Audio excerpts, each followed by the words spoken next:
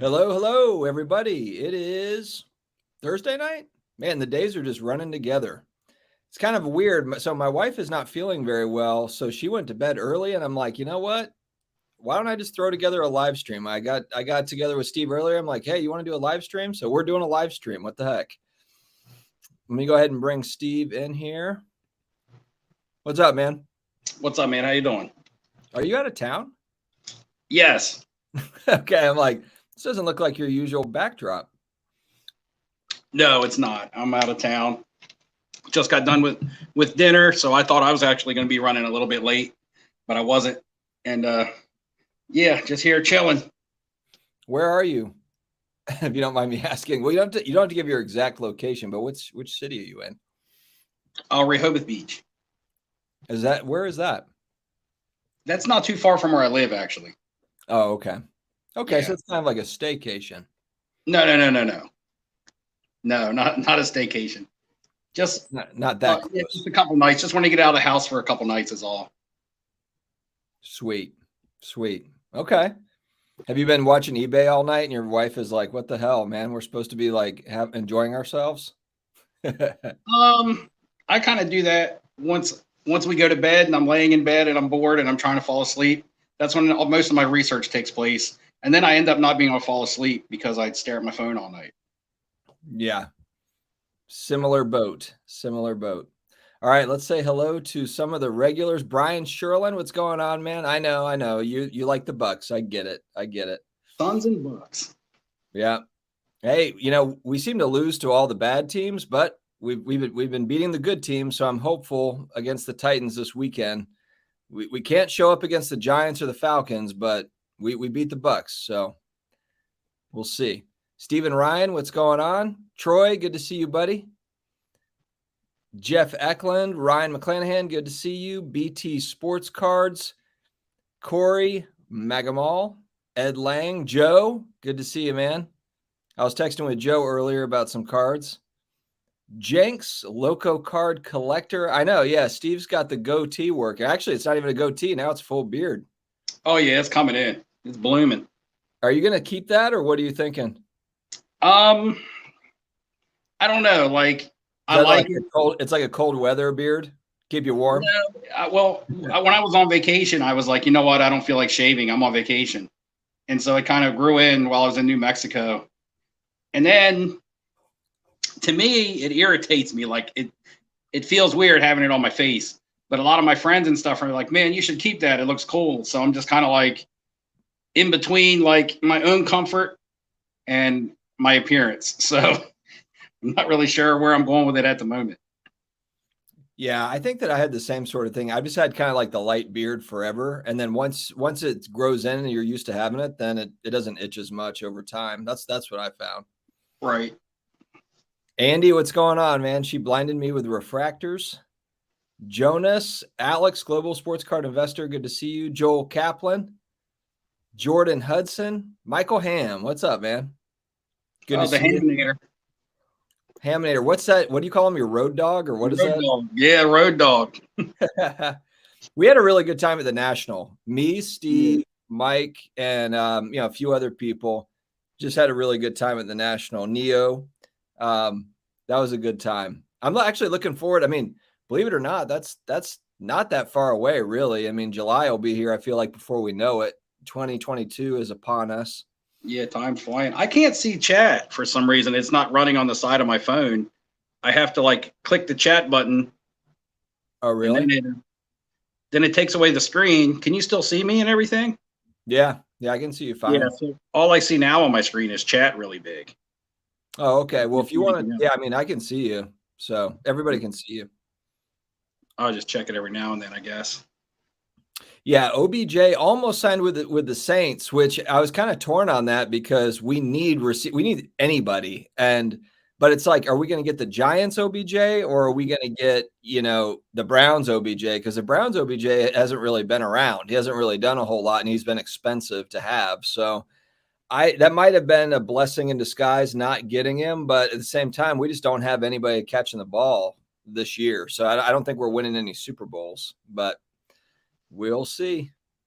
Yeah, I thought the Rams was a big surprise. I feel like they didn't need him. I feel like they have a good receiving core, good tight end. Yeah, and they got rid of Deshaun Jackson, which it's like, I mean, why not just keep Deshaun Jackson unless he was like a locker room issue? But I mean, why not just keep him and not pay OBJ whatever they're going to? I don't know. It just seemed kind of odd. Yeah, and I don't think Deshaun Jackson had really played any this year. But Robert Woods and, Cooper Kupp's the best wide receiver in the league from a statistical standpoint right now. So I don't know why you would bring in, someone who's trouble in the locker room, someone who's going to want a lot of targets, who's going to want to be, have the spotlight on him when you have a young wide receiver like Cooper Kupp who's putting up the numbers that he's putting up. It's such a Rams thing to do, though, to bring in a big name talent, like just, for the hell of it. I just feel like that's what they do now. They got Von Miller. They got, Jalen. They traded like 20 draft picks to get Jalen Ramsey and Matt Stafford. And I'm like, they're not drafting for like the next 5 years, but they've got talented players. So we'll see. Yeah, we will see. Yeah, OBJ has been living off of his early years reputation. That's exactly right. He just hasn't. I mean, he was not on the field that much for the Browns, and he's expensive to have sitting on the sideline. What would they have to pick up? Are they picking up like $7.25 million or something? Is that what it is? Yeah. I mean, I guess, it's like, I guess you could just kind of see how it goes for the rest of the season. If it's, worthwhile, sign him. If not, then let him go. I don't know. Yeah. Oh, Ryan's got a pretty good question. Okay. So Steve, do you want to give a little bit of hobby background? And then Steve does collect vintage, but I'll let you kind of go into that, Steve. Will you want to dive into that one? Yeah, I got into the hobby as a kid, at first, just collecting Baltimore Orioles. And basically that was it, baseball. When I was a kid back in the early 80s, when I started collecting, baseball was pretty much it for cards. Cards were printed as we see now. There are old football, vintage basketball and stuff. But if they weren't in the Beckett, and Beckett didn't even start printing till later, but I mean, it just felt like it was baseball cards. The other sports weren't even like thought of, and playing Little League, liking the Orioles. I remember, and also there was a lot of card shops in the area, which is crazy because I still live where I grew up, and there's not a single LCS within 2 hours of me. So it's like, but back then, even in the 80s, especially into the 90s, there was quite a few card shops. I remember when I got my first football card, of course, that was the 84 Topps Dan Marino. That was $7 when I got that. And the card shop didn't even know how to price it. I remember them being like, this is a football card.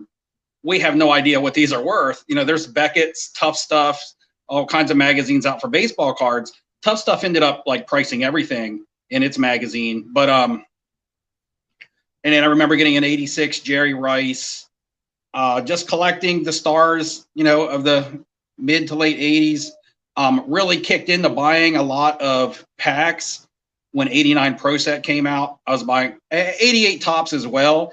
There was a little mom and pop store around the corner from me that actually had 88 Topps when I was buying like 89 and 90 Pro Set. And I remember being like, oh man, Bo Jackson rookies are in that, and Vinny Testaverde and things like that. Even guys like Cornelius Bennett, who was a linebacker for the Bills. Yeah. And I just thought he was a good player because he was always against the Dolphins. And I used to always see him give the Dolphins a hard time. Him and Darryl Talley were a lot to handle. Yeah, Shane Conlon was another one.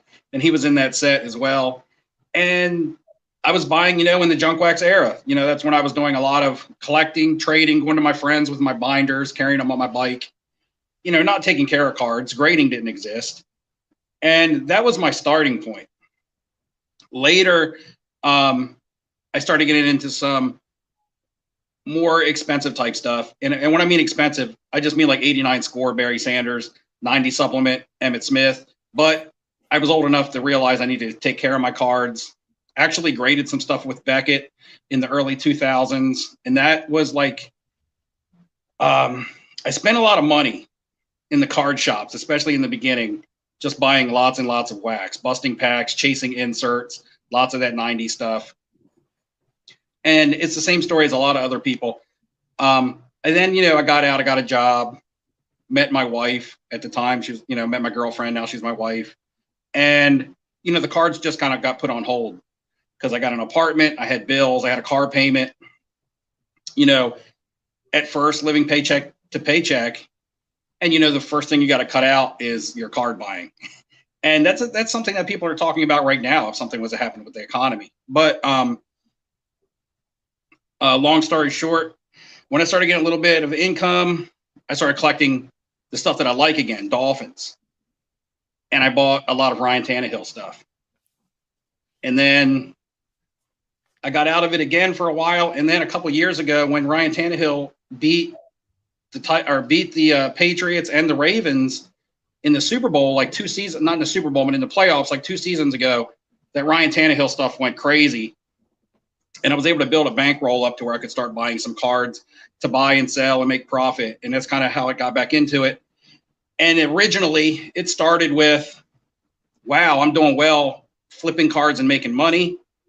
But that small piece of the collector that was still left in me from when I was a kid started growing and growing and growing and growing to the point to now where I almost feel like I'm more again of a collector than I am a flipper, you know, buying and selling. I still do buy and sell. A lot of the stuff that I'm looking for right now is strictly stuff that I want to hold, to keep, to buy, whether it's to collect or I just think it's great to have. So right now I'm doing a lot more buying stuff of what I like because, you know, the child in me, now that I have the income, I'm going back and, you know, I'm able to get a lot of stuff I wasn't able to get in the past. To his vintage question, yes, because basically the years I was growing up in collecting is what a lot of people consider to be vintage now. To me, I consider it to be pre-70s, but a lot of people call the stuff from the 80s, even the 90s, vintage, which is crazy to me. It makes me feel like an old man, but that's kind of how I started. In and out, got back in, you know, when the market got hot, like a lot of other people. I was lucky enough to be holding some of the right cards at the time to make some money, bankroll some stuff, and then go back now and buy stuff that I always wanted, and stuff that I think is neat. I really buy a lot of stuff that I think is just cool. Yeah, I think there's been a shift for me too, in the sense that, you know, kind of to what Steve was saying, is a couple of years ago, it seemed to be really easy to just kind of buy and flip cards. So the kind of the short-term, you know, plays were kind of fun. And now you see that it's much harder to do that. It's much harder to execute short-term stuff. It can happen, but, you know, for me, it's more of like, I'm really just buying stuff that I really like long-term, that I think could have some short-term upside to it. And then I'm trying to protect my downside based on whatever the price and whatever card player said it is. So this is a really good question. And there's so many different options out here. For the 10K, I'll let Steve answer this too. What 3 cards would you invest in? There's one card in particular. I'll talk about this after I actually pick them up. I'm not going to say what it is because there's just not that many of them. What I will say though is or let me say, there's not that many graded right now. What I would say is all 3 of the cards I would buy vintage cards for this, with the exception of an 86 Fleer Jordan sticker rookie. That's not really considered vintage. I know for some of the newer generation, that's a vintage card, but I would get an 86 Fleer sticker Jordan. Let's say we're breaking it up like 3,000, 3,000, 4,000 or whatever. I would try to get probably, you know, the highest grade, like an 8, you know, of the Jordan sticker maybe. And then I would get 2 other, maybe like the highest grade I could get, maybe like a Dr. J rookie. And then maybe get like a nice football rookie. I've got, you know, an auto, maybe like a Bart Starr rookie, you know, or something like that. I'm just throwing out stuff that I would like to have, but there's so many options. But what I can say for certain is if I was putting out 10K on 3 cards, all 3 of them would be vintage for me right now, outside of that 86 Jordan Fleer. How about you, Steve? Yeah. Now, is it just 3 items or does it have to be 3 cards? Because there's 3 items currently right now that I am targeting hard, but only one of them is a card. You know, only one of them is a card. So I guess I'll answer this both ways. Yeah. So if I had 10 grand, I would buy a Strange Tales number 110, which is a comic book. I'd look for that one. Maybe I'd spend 15 to 2,000 on that one. I would look for an X-Men #4. Is Strange Tales, is that Swamp Thing first appearance? No, that's first appearance of Doctor Strange. Oh, Doctor Strange. That's right. Yeah. Later in issue 169, Strange Tales actually becomes Doctor Strange, the comic book. Yeah. So that's his first solo title. But the comic series leading up to before they changed the title, his first appearance was in Strange Tales 110. X-Men #4, and not Uncanny X-Men, not that new 90s book with Omega Red in it. X-Men #4, The X-Men, not Uncanny X-Men. With that's the first appearance of Scarlet Witch, first appearance of Toad, first appearance of the Brotherhood of Evil Mutants, and the second appearance of Magneto. So that book is pretty big. I like that book. And then as far as a card goes, I would take whatever money I had left over from that 10,000, probably 6,000 to 7,000, depending on what grade I got my comic books in. And I would buy the highest grade 1952 Topps Willie Mays that I could buy. I like that. Yeah, Willie Mays. I like that. Yeah. Now, if it's strictly cards, the 3 cards I'm going to shoot for is going to be the Willie Mays, of course. Probably spend half of my budget on that. Maybe a third, because the other card I want is a 61 Fleer Wilt Chamberlain. So that's going to then cut into it. And then probably a nice Jim Brown rookie would be nice also. That's a good pick. I love really, that. There's like 5, 6 to 10 cards out there that I really wouldn't mind having any of those. So really the Willie Mays, as far as cards go, a 1952 Topps Willie Mays is like top of my list right now as far as something I want to buy and put away. Yeah. Yeah, I think there's also that thing with Mays to where there's an assumption that he's going to get a bump.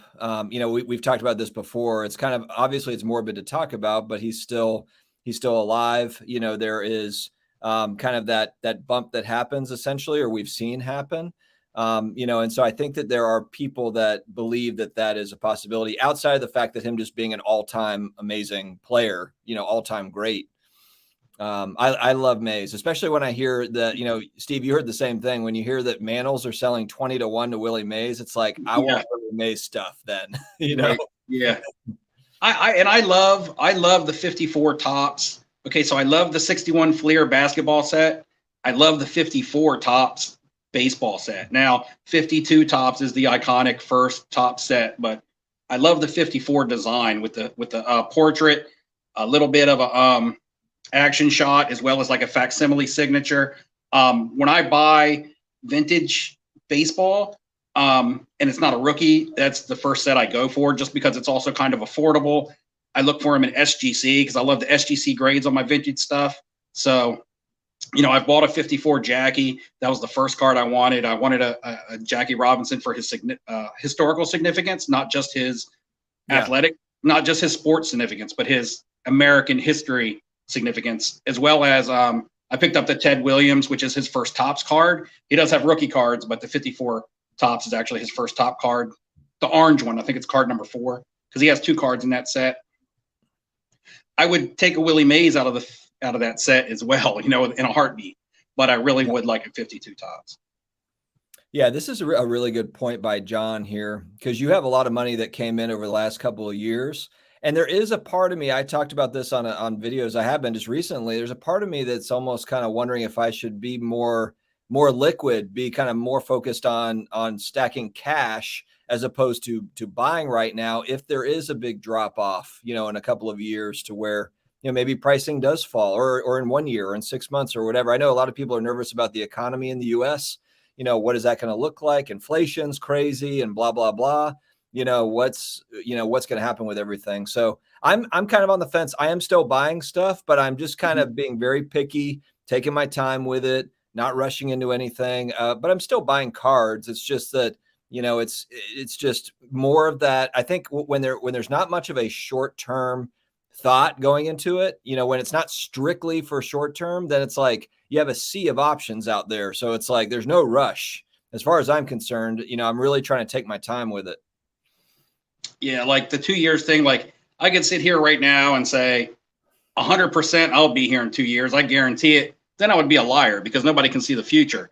You never know what's going to happen in 2 years. Right now, my intent is to just keep doing this as long as it brings me enjoyment. And I use the word enjoyment now. I don't say I'm going to keep doing this as long as it's making me profit or making me money. It's enjoyment. I have really connected back with the collector side of myself. Now, this time last year, if I had this same question, I might have been like, no, I'm looking to buy today and sell in a week or sell even tomorrow with the way the market is moving. I've done well doing that, but that has allowed me to go, I never made that my livelihood. I never made that my job. I didn't give up everything to become a card flipper or salesman or open a shop or anything like that. It basically became extra income. And now I'm using that extra income to buy cards that I enjoy. I like to go through, I have a box of cards at home that I go through and I'm just like, blah. They're shiny, they're hollows, they're silvers and things like that. But I'm just like, blah, this is stuff I will sell tomorrow. And then I have couple stacks. Actually, I've been buying a lot of autos and jerseys and stuff like that. And I go through that stuff because I actually like to look at it. I like to go through it. Right. And I'm like, man, I like what my collection is becoming now. And that's specifically why I'm targeting certain items that aren't even necessarily cards. Like I want those comic books as well, just because I want to hold them. I want to look at them. Those comic books are awesome when they're slapped up. And same with some cards, Absolutely. Wax to the Future says that he saw breakout cards, Ryan, at the Charlotte show. That's right down the road from me. Yeah, a few people asked me if I was going to that Charlotte show, and I just couldn't make it happen. I am saving, and I thought about that today. There's a couple of cards that I will buy if the price is right leading up, but there's another Raleigh show December 10th that weekend. So I'm trying to be good, trying to save money, because last time Steve and I went to that Raleigh show, and there was a lot of stuff. Steve actually bought a damn card that now I'm trying to get from him. When if I had the cash, I could have bought it. It's a Joe Namath flawless auto that he's got that, I passed it because I passed on it because I didn't have the cash. I'd already spent it. But anyway, I want to be I want to be well funded for that show because there was some good stuff at that show. Yeah, that show was fun.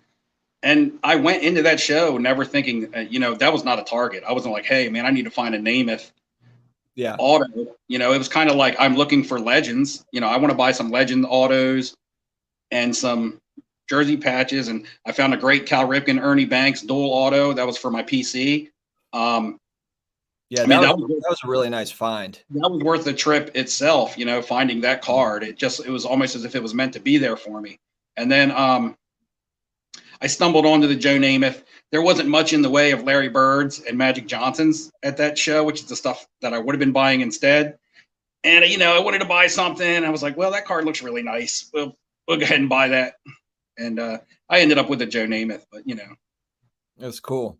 Yeah, Troy. So and I think Michael Ham had commented on this too, but we did break a box. Mike found a box of 89 Pro Set, and we videoed it. It's in the archive. It's back. We opened it. We got some of those old rookies. I do have a PSA 10. I'm just trying to think of which ones I've got. I know I've got one Barry Sanders PSA 10 Pro Set rookie. And I think I've got a Dion. I either have a Dion Sanders or I've got the Troy Aikman. I think it might be the Troy Aikman Pro Set.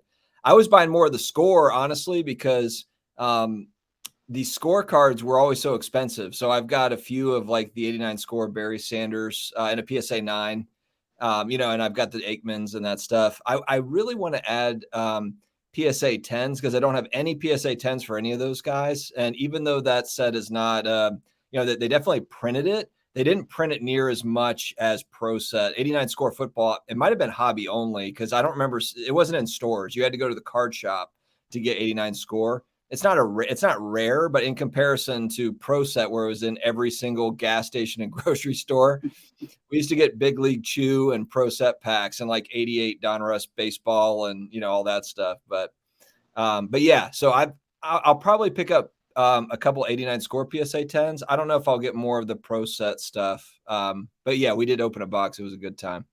Yeah, going back to opening that box, I can pinpoint that as one of the things that was the turning point in my mentality as far as the flipping and the collecting and everything.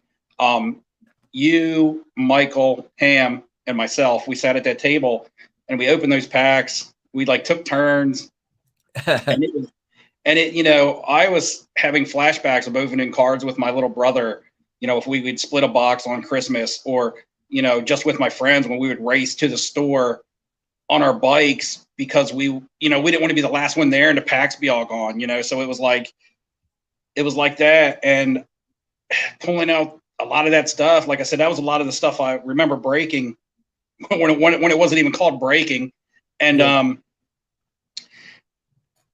and pulling those cards out there and feeling excited. And I was excited, and they weren't even like, you know, valuable, but the memories that they brought back were valuable. And I was like, you know what? I'm going to change my approach a little bit. I'm going to start buying stuff that makes me feel good, as opposed to, you know, it makes me feel better than buying something that gives me the hustle. I got the hustle mentality of, I need to buy and sell this card, peaks and valleys, windows and doors, you know, and things like that. Yeah, I was thinking about, actually, I almost bought yesterday. It was like 18 packs, like wax packs of 91 Stadium Club football. And it was maybe like $2 a pack or something. It wasn't, it was very inexpensive, but there's Brett Favre rookie cards in the 91 Stadium Club football.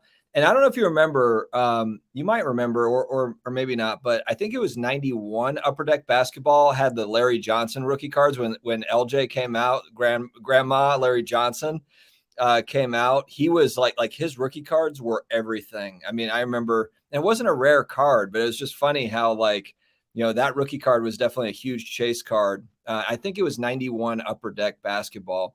But I was thinking about just exactly what you just said, kind of more of like a nostalgic, you know, open up. I think where we're fortunate is like, when I think about the packs I was opening as a kid, I can go on eBay right now because they printed so much of the damn stuff and get more of it. So I don't have to buy $1,000 hobby box. You know, I had someone commenting, kind of trolling me on a video, and it was basically like, are you buying packs and opening packs? Are you collecting and buying packs? I'm like, no, I'm not buying packs today because they're too damn expensive. It's a waste of money.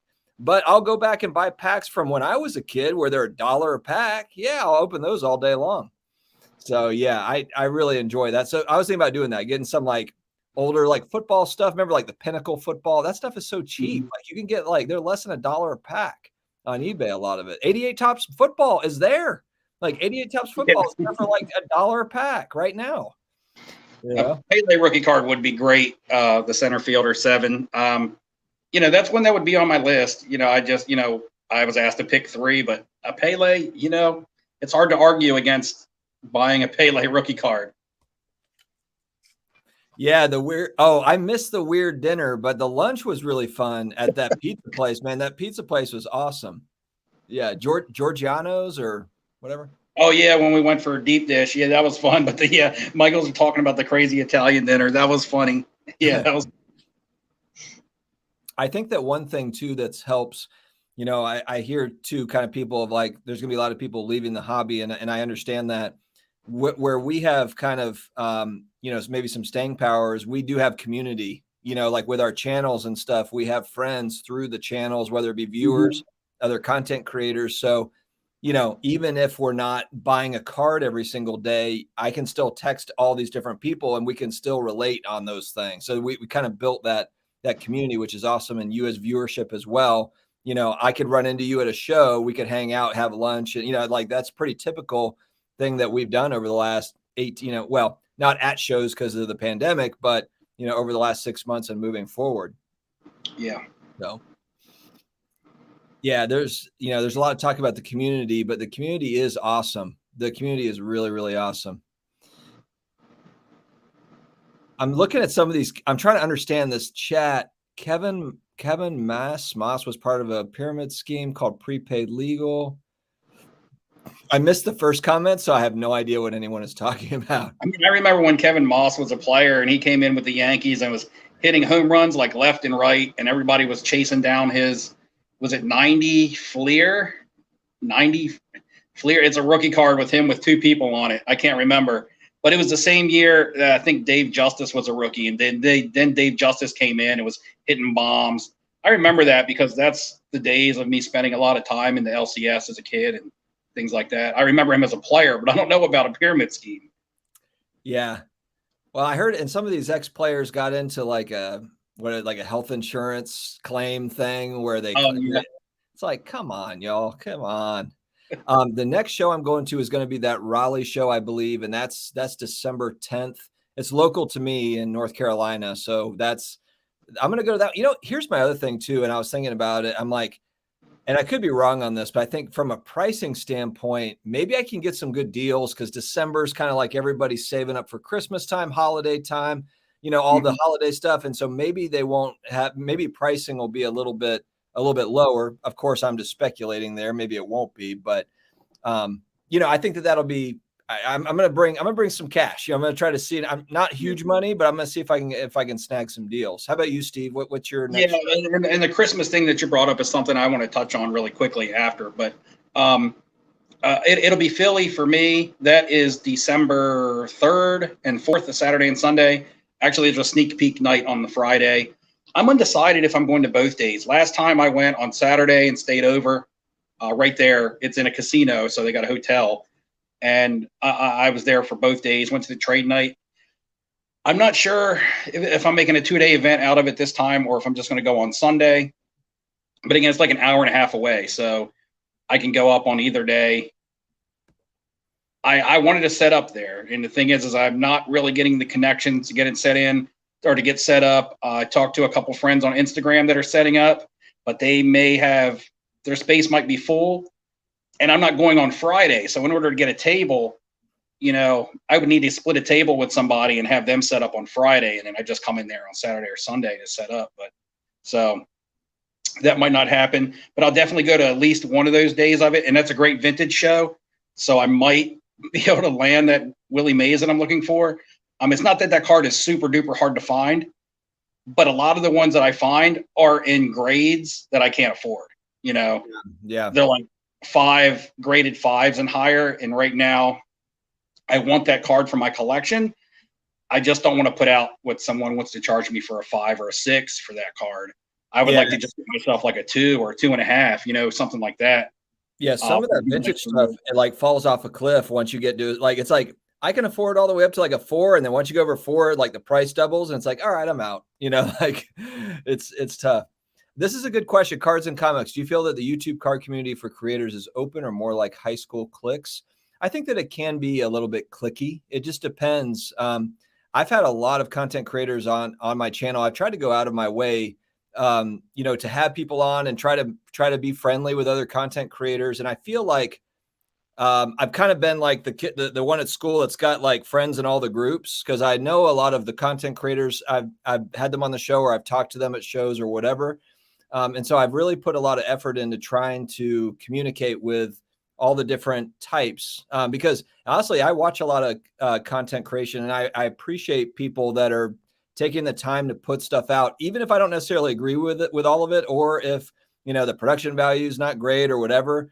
I don't really care. I just think it's cool that people are putting stuff out there. And I genuinely believe that.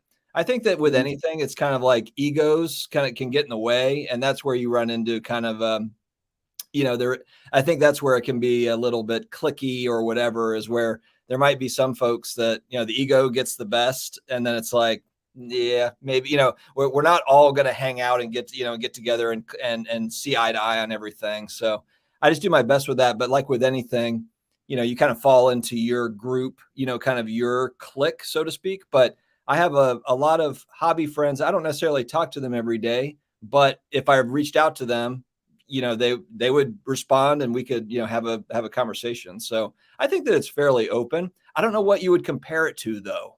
This is my first, John into YouTube, stuff. So I don't know. I haven't been in any other sort of like hobby YouTube. So I have no clue how it compares to other stuff. I don't know. How do you feel about it, Steve? Yeah, it's definitely like, okay, so myself, I'm very open. I've even put it out there. Hey, post your YouTube in my live chat. If you ever want to come on, hit me up on Instagram, anything like that. Now with anything, just like any regular walk of life, whether it's high school or your job or whatever, you're going to tend to gravitate towards the people that you get along with and have the most in common with. That's just life. That's not even YouTube content creation. That's just life. You know, whether it's your age or if you have a family or, you know, the sports that you like, the cards that you collect, you know, anything that you have in common. But that doesn't mean that, you know, you form a group of, you know, 3, 4, 5 people and that's it. Okay. Our gang is full, you know, Forrest Gump, seats taken. You know what I mean? No. Right. If there's anybody else who, you know, who wants to come along and be like, hey, you know, I'm just like you guys. I'm in the hobby to enjoy it. You know, you know, you have a lot in common and get along with somebody. You know, that's just how it forms. It's not like you go into it saying, hey, we're going to form this elite group, the 4 horsemen, and, you know, nobody else is allowed in. You know what I mean? It's not anything like that. Now, with that being said, people of the same personalities and just people who have a lot in common will gravitate towards each other and hang out with each other, you know, just like we did at the National. But there's also, you know, I also hang out with Ryan from Breakout Cards, who's doing his own thing. He doesn't have a family. He's younger. You know, we tend to have a little bit less in common. The most we have in common is the hobby itself. Whereas for you and myself, we also have families, you know, we have other jobs, you know, we're kind of, you know, further along in our lives to where, you know, we have a lot more in common and understand other things that a lot of younger or other people may not understand. And so we tend to have a little bit more in common where we form more of a friendship or a bond or whatever. Yeah, no, I agree with that, Steve. It's good. Yeah, Chris, I really like Chris Seawall's stuff too. He's one of my hobby friends. He's just a really good overall guy. You know, I mean, he's very genuine in his videos. Obviously, that shows through. But then, when you meet him in real life, it's really no different. He's just kind of that, you know, a good overall guy. So I agree with you. He's got some really awesome content. Very, very good. I would like watching his stuff. All right. I'm way behind on the comments on the chat here. See if you want to throw something in here, Steve, if you see something. Oh yeah, back touching on the Christmas thing and coming up. You know, a lot of people right now are talking about how the market's coming down. It is, okay. I'm not sitting here trying to deny that, but talking about how the market might be crashing, people are leaving, you know, whatever it might be, whatever's true, whatever's not true, I don't know. But it is typical that this time of year across all businesses, you know, the sports card business as well, slows down between November and January. It's just a given. You know, I've worked in a casino, you know, for the last like 12 years of my life. And even in a casino, those are the slowest 2 to 3 months that we have as far as people gambling. So again, some people gamble for hobby, some people gamble for fun, some people gamble for an adrenaline rush, whatever it is, it might be their fix. You know, it's the same thing as people with cards, you know, but come Christmas time, they pull back on that gambling, just like, you know, the extra income runs a little bit thinner because you have other things you got to take care of, travel, family, gifts, you know, whatever the case may be. So, you know, with the market, you know, softening a little bit right now, also take into account that it is that also that time of year. Now, that's not the only cause, but it is magnifying it a little bit, at least in my opinion. But it also, like you said, creates opportunity for people who are trying to get in on some cards that they've really wanted for a long time. You know, I'm hoping to go to this Philly show the first week of December and land some deals. I'm not going there looking to sell a bunch of my cards off because I know it's probably not the best time to sell them off unless it's some modern basketball that I just want to get rid of. Yeah. But as far as getting the cards that I want to get for myself, so, you know, like some stuff that I talked about targeting, even the comic books, you know, it's an opportunity that, you know, more than likely could present itself. No, absolutely. Yeah. And I told I brought it up on my channel before, but the kids, you know, they understand that Christmas is going to be scaled back. You know, I mean, like dad's got to get deals, you know, and that's just the way that it is. So they need to relax with all of their needs, all their stuff. Like we'll buy you stuff in January when all the retail goods are on sale, you know, like we'll get it for you later. We'll get it for you later. Yeah, we'll see. I don't know. It's such a weird, you know, market. It's fun to talk about, and there's endless speculation because there's no rhyme or reason to it. You know, we had basically the biggest bull run ever in sports cards over the last couple of years, and over the last 6-7 months, you know, it's really kind of slowed down, and I think there's a variety of factors to it. Honestly, I think that PSA being closed down is a massive factor. That it's not talked about enough. Just because I think that there's, and I'm not saying that they have to get back to where they can grade cards lightning fast and it's $8, $10 a card to grade, but that element of the hobby not being there, is rough. And then you also have the retail people that are really big into flipping retail, and that's really gone away too, over the last 6 months. So you've taken like pretty good sized segments of the hobby have just kind of gone away over the last 6 to 8 months. So I'm not saying that that's everything, but I've just got to assume that next year some of that gets a little bit back to normal. Well, yeah, you can't say that the increase, in grading popularity helped boost the market without, on the other end, saying the closing of the grading companies hurt the market. You can't have one without the other. And, one of the biggest parts of the perfect storm that happened when the market took off was the popularity of grading. So now with the lack of grading, it definitely is a factor. Now, how big of a factor, I don't know, but it's a factor nonetheless. You can't have one without the other. You can't say, oh, well, it helped it, and then on the other end say, well, it doesn't hurt it. You know what I mean? Yep. No, absolutely. And it's not even just PSA, it's BGS. I mean, we're talking about number one and number two as far as kind of, as far as what people typically go, those are the two go-tos typically. SGC really kind of reached a point. I mean, what part of the year did they get to a point where they were like, okay, we can handle, like right now, everyone's kind of all about SGC and they've been good on getting cards back. But what was that? That was over the last 3 or 4 months. I mean, the first half of the year, I don't remember them being caught up. And then all of a sudden, I think it was like summertime. Then they kind of, they got caught up, and really over the last 3-4 months, they've been able to kind of churn and get stuff going. Yeah. But it's not like it's been like all year where SGC has just been able to turn things around. And I think they were the first company to close, because when they fell behind, I think around September or so of 2020, they closed down. They said no more submissions through December. And then they didn't even open right back up after December. I think it went through January. Then when they did open back up, they were kind of caught up and they were churning stuff out pretty quickly. They kind of kept up with that.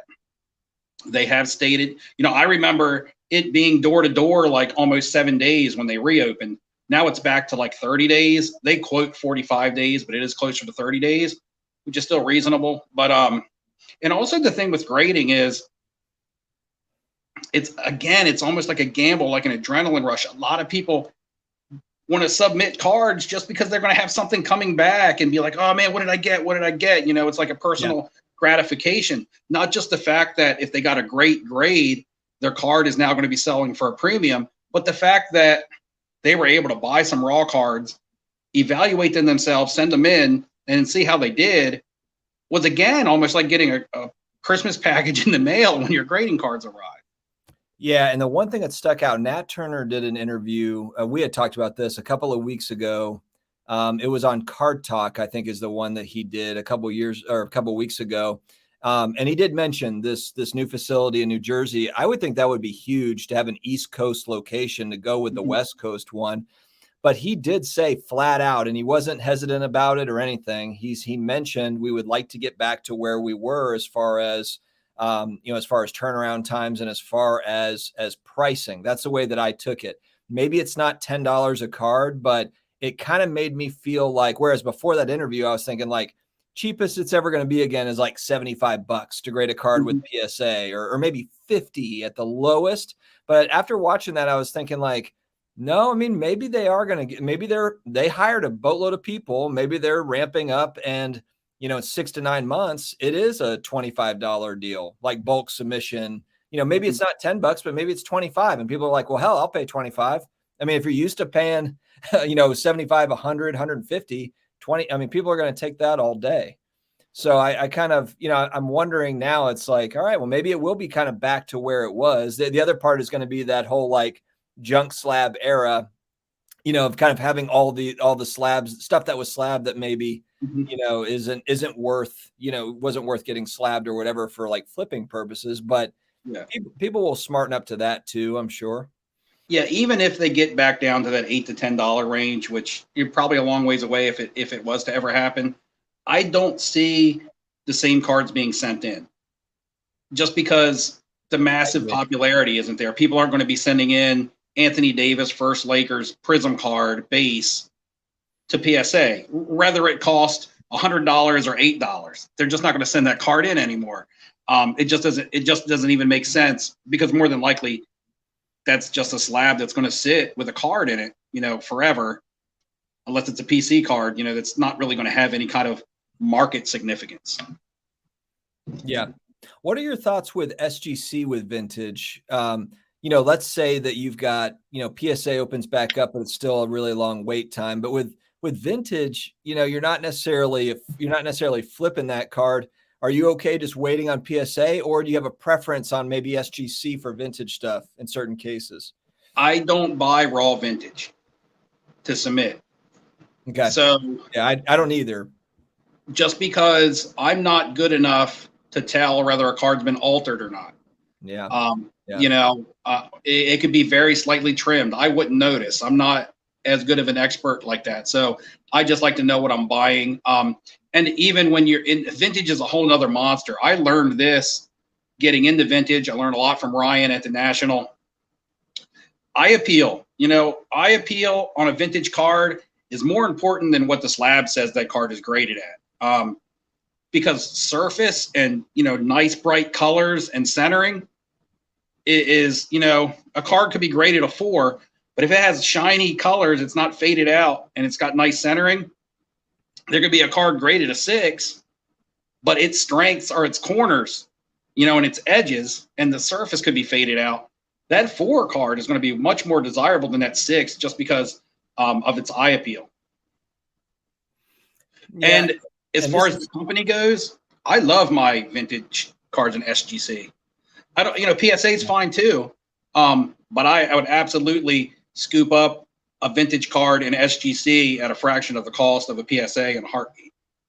Yeah. No, I agree. I think with this, Mike, I totally understand what you're saying. There's certainly trim cards that are in holders.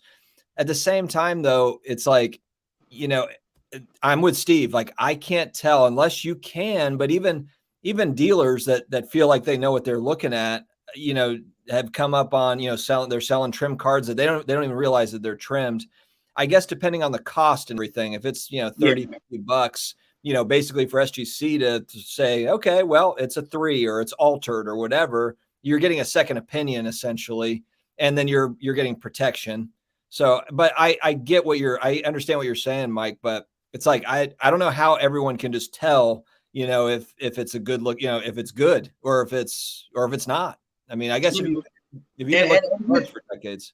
With that, I guess I should have specified a little bit. I guess price, like you said, because, if it's a vintage card and it, $40, $50, maybe I'll buy that one. And even if I get it graded and you get it slabbed and it comes back with an A on it, it's just authentic, that's fine.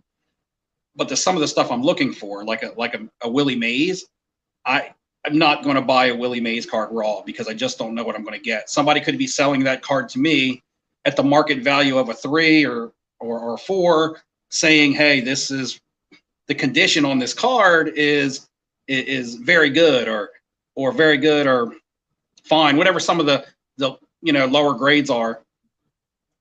And then all of a sudden it could be altered. It might not even be a 2. You know what I mean? It's altered and now it's not even a 2.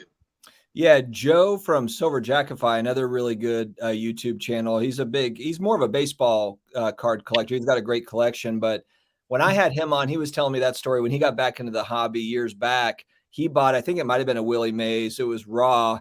And it wasn't cheap. It wasn't a $50 card. He spent about $400 or $500 on it online on eBay.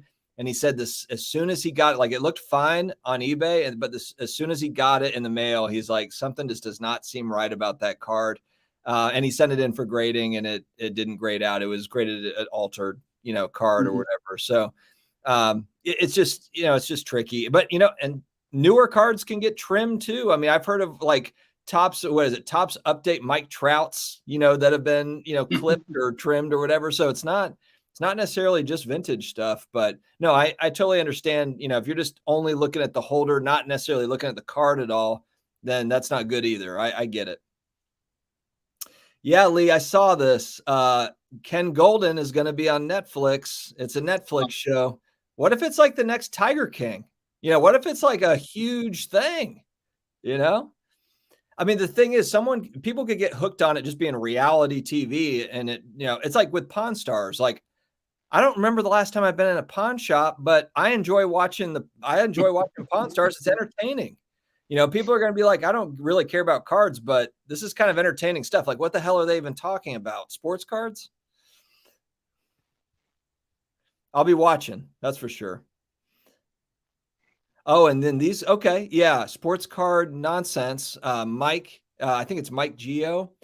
Yeah. I didn't see where they had mentioned that. And maybe that's a separate TV show. I mean, they're hooked up with the Ringer. So that's Bill Simmons.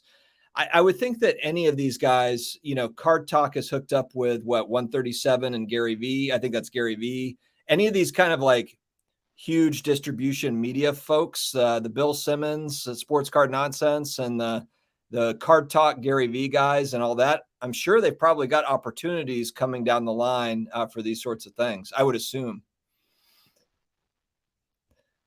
All right.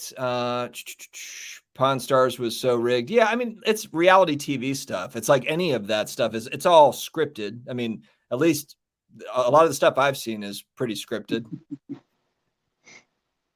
This live stream definitely not scripted. Maybe we should. Michael Hamm bought that fish at the pawn shop on Pawn Stars. He's got in that picture. We know he didn't really catch that. Yeah. What's up, Static Major 2020? Good to see you. Good to see you. Thanks for joining. I can't believe that you're on here, Steven. The Dolphins are playing. I didn't even realize that. Yeah, well, let's see. I really need Lamar Jackson to have a big game for one of my fantasy leagues. So, the Dolphins season, it's time to it's nice to win here and there, but they're not going anywhere, not with their team and their front office that they put together right now. So right now, I remember the first week of the season, I was like, man, I don't care if any of my fantasy teams win. As long as the Dolphins win, I'll be happy. And like I said, it's a complete 180 now. Now I'm like, I want my fantasy teams to win. And if the Dolphins win, that's just a bonus.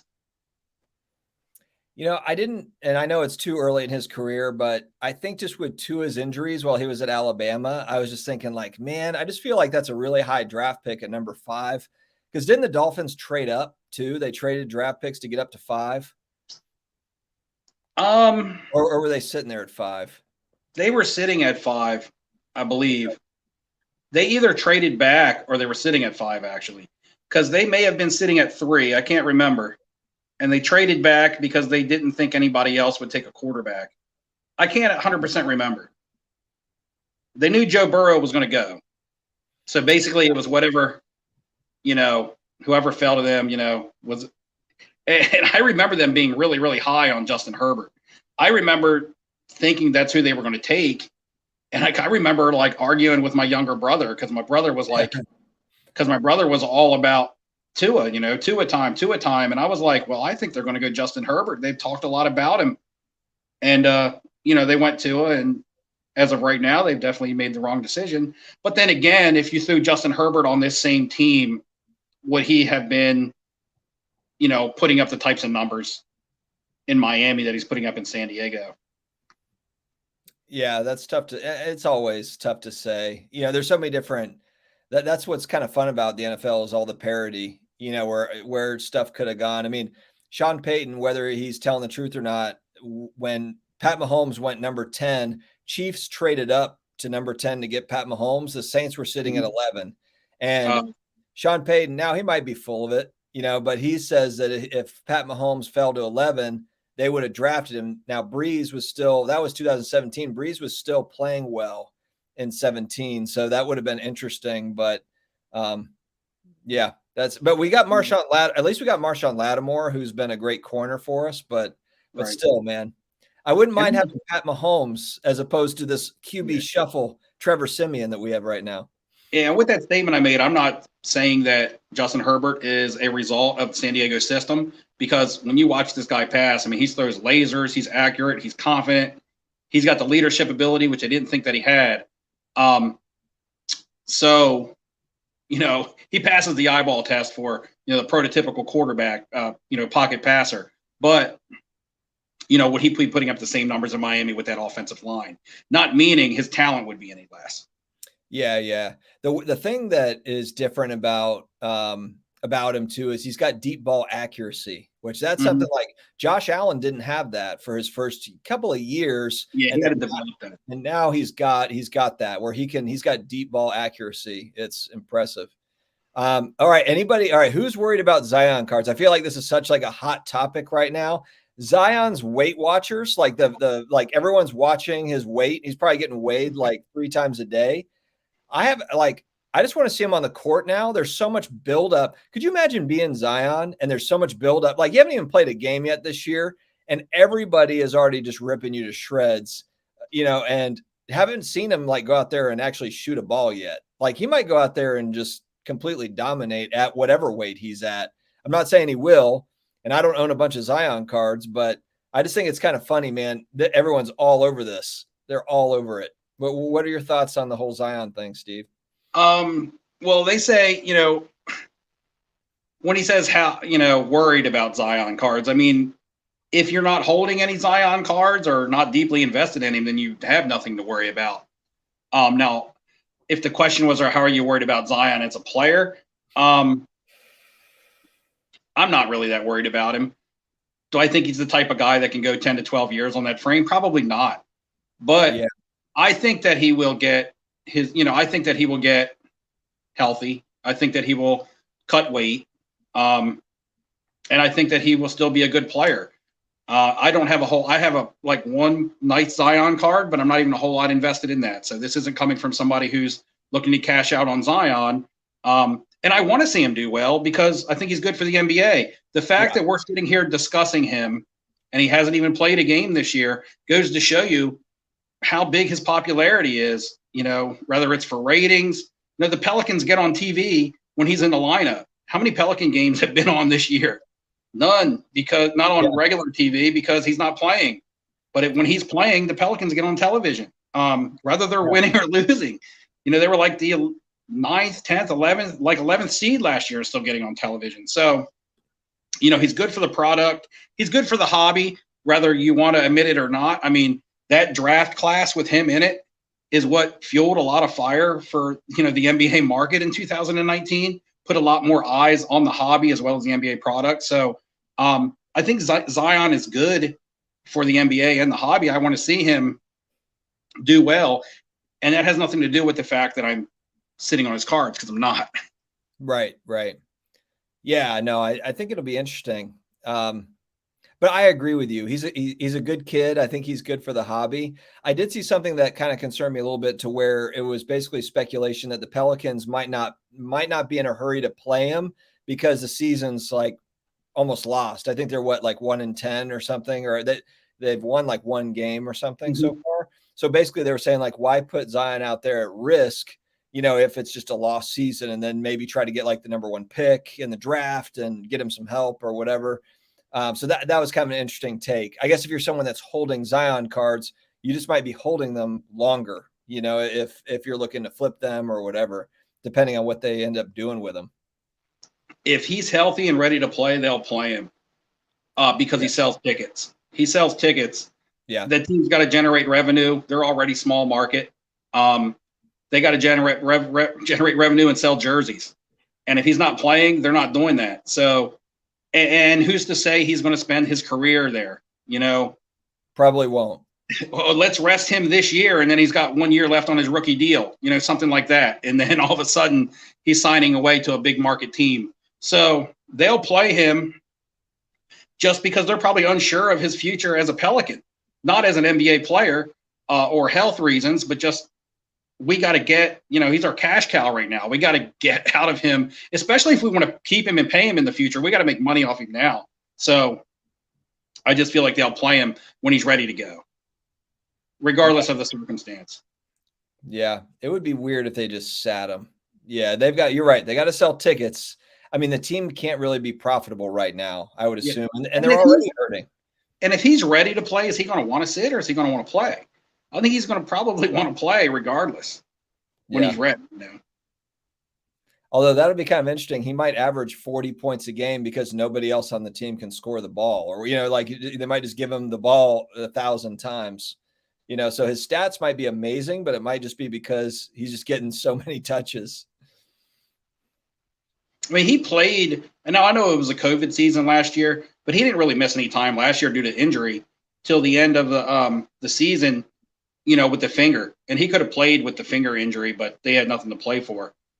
He wanted to play, but and that can happen to anybody. NBA players jam fingers and break fingers more than you know. It just doesn't get talked about that much, but when it's Zion, it gets talked about. But that whole season he played, was dominant, was an all-star. I mean, I think he averaged 27 points a game in his second season after a shortened injury COVID season, his rookie year. And a lot of people are like, he's got injury history. He's got injury history. Yeah, he had the injury history, but then he played a full season after that. Now he's got a foot issue. Okay, it happens.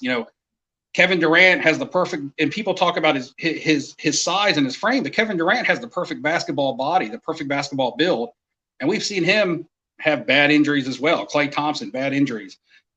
Derrick Rose's career was derailed by injuries, and that's just, you can't predict injuries on anybody, especially these athletes today. The way that some of these athletes are built, they're like machines. So, yeah.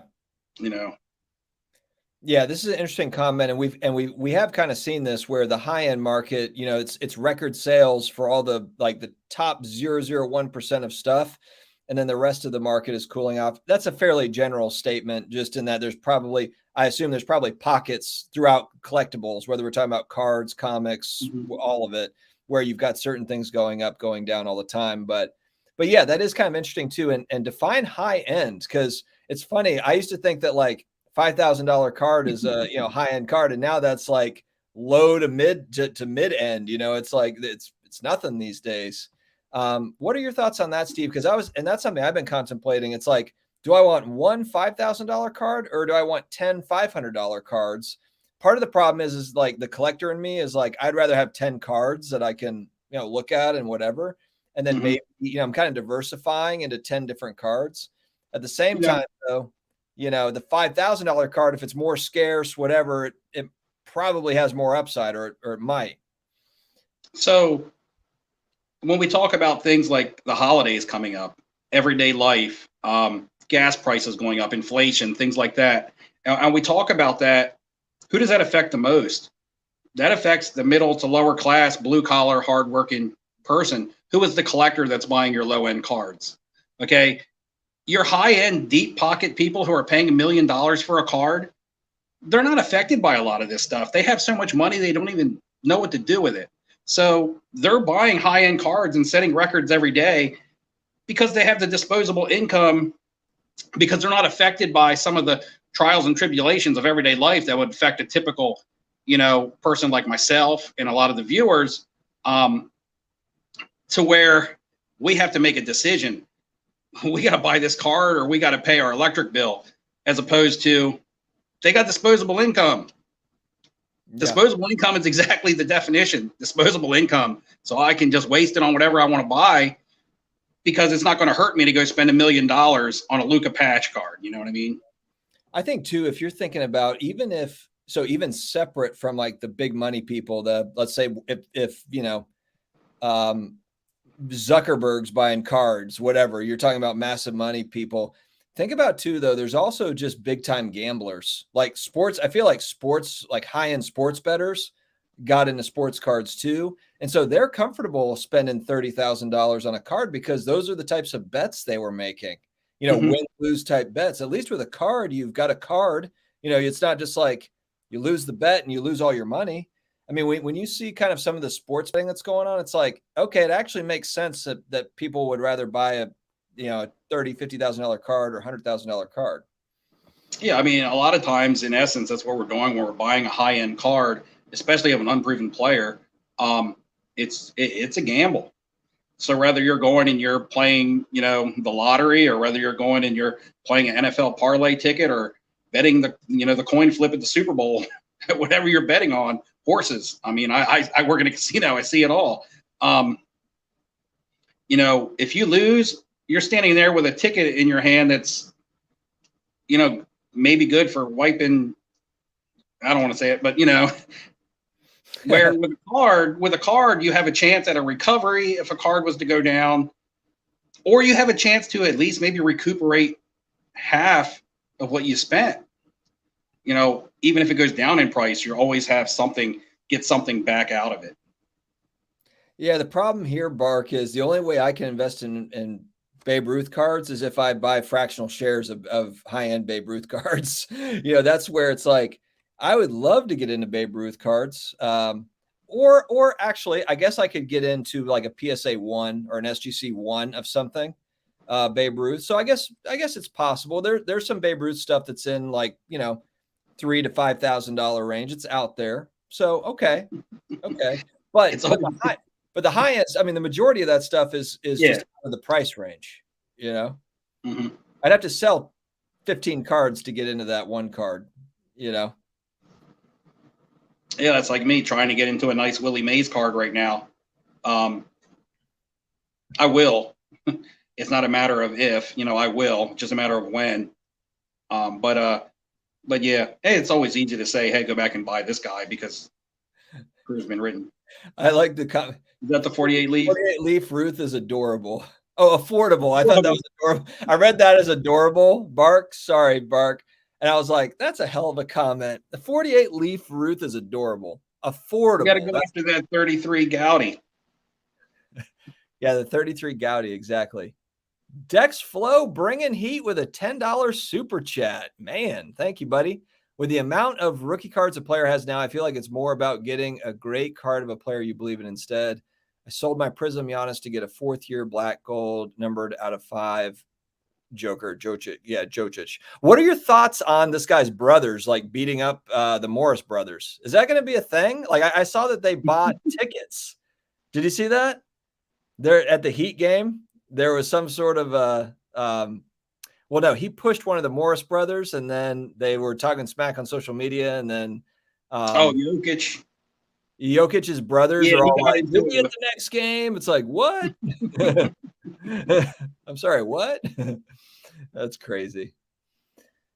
That's crazy. All right, guys, we're an hour 7 minutes in, and I am like I wake up at 5 o'clock to take the dog out to go to the bathroom, so I can't stay up late. I'm lame. I'm not a night owl, so probably cut this short here. And then Steve's on vacation. I didn't even realize that. So no, I'm back to work tomorrow.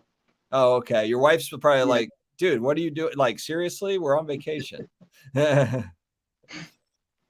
All right, so we'll go ahead and wrap it up. But thank you very much for joining here for this kind of impromptu, throwing it together live streams. Maybe we'll just do this 7 days a week. Now I'll run out of stuff to talk about. But thank God the chat always brings some good stuff to talk about. So thank you very much, guys. If you've never been here before, never heard of Steve, his channel is Flipping Steve on YouTube. He comes out with all sorts of cool videos, different topics, talks about his buys and everything, goes to shows, talks about all the strategies, and he's one of my good buddies. So definitely check out his channel, Flipping Steve on YouTube. And we will see you next time, guys. We'll see you off-centered next week, and then we'll do more of these with Steve, maybe Neo, get some new people as well. All right, have a good night, guys. Take it easy.